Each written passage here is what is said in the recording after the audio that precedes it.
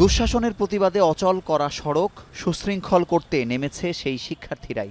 প্রতিদিন মোড়ে মোড়ে বাড়ছে শৃঙ্খলাকারীদের ভিড়। স্কুল, কলেজ, মাদ্রাসা, বিশ্ববিদ্যালয় সহ সব শিক্ষা প্রতিষ্ঠানের শিক্ষার্থীরাই পালা করে দায়িত্ব পালন করছেন। রাতেও নেই বিশ্রাম। স্পষ্ট বার্তা, সড়ক থেকে সরকার, শৃঙ্খলার মধ্যে থাকতে হবে সবাইকেই।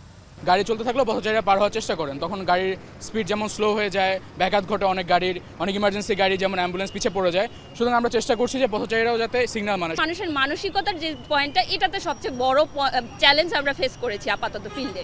আমাদের নিজেদের মধ্যে যেন কোনো বিশৃঙ্খলা যেন না হয়, তাই আমরা চাচ্ছি যে সবাইকে লিস্ট করে দেন সবাইকে স্পেসিফিক কিছু জায়গায় আমরা ডিস্ট্রিবিউশন করতে।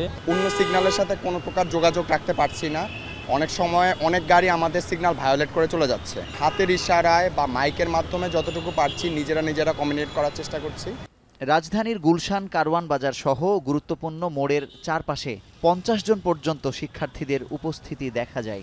সঙ্গে ছিলেন আনসার ও ফায়ার সার্ভিসের সদস্যরাও।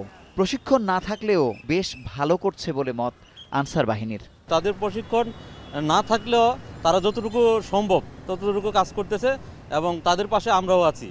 কয়েকদিন ধরে অবৈধ টাকা, স্বর্ণালংকার, নথি ধরতে সন্দেহজনক যানবাহন তল্লাশি করছে শিক্ষার্থীরা।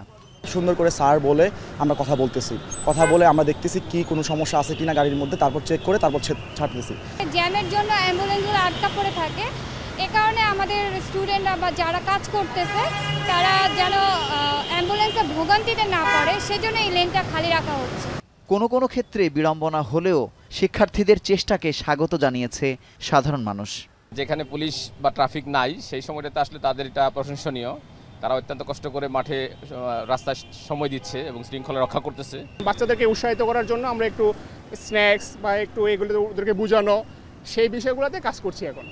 শুক্রবারের মতো শনিবারও ছোট বড় বেশ কয়েকটি সড়কে নেমেছেন নিরাপদ সড়ক আন্দোলনের প্রতিষ্ঠাতা চিত্রনায়ক ইলিয়াস কাঞ্চন।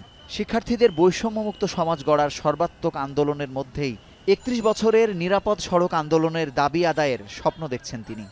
দেশটাকে একটা পরিবর্তন করার কিন্তু চেষ্টাটা করছে, যেটি সকলেরই চাওয়া। পরিবহন সেক্টরে যারা নেতৃত্ব দিয়েছে সেই নেতৃত্বের কারণে কিন্তু হয় না, এবং সেই নেতৃত্ব তারা পরিবহন সেক্টরে দিয়েছে প্লাস সরকারের সঙ্গে যুক্ত থেকেছে, যার জন্য সরকারও তাদেরকে সেইভাবে কাজগুলো আদায় করেন।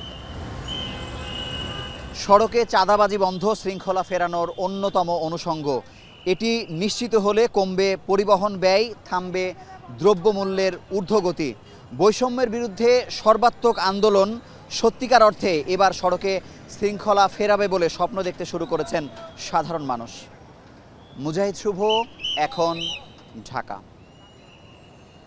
শিয়া বাটার ও ভিটামিন ই সমৃদ্ধ lily glam beauty soap. Lily, always beautiful.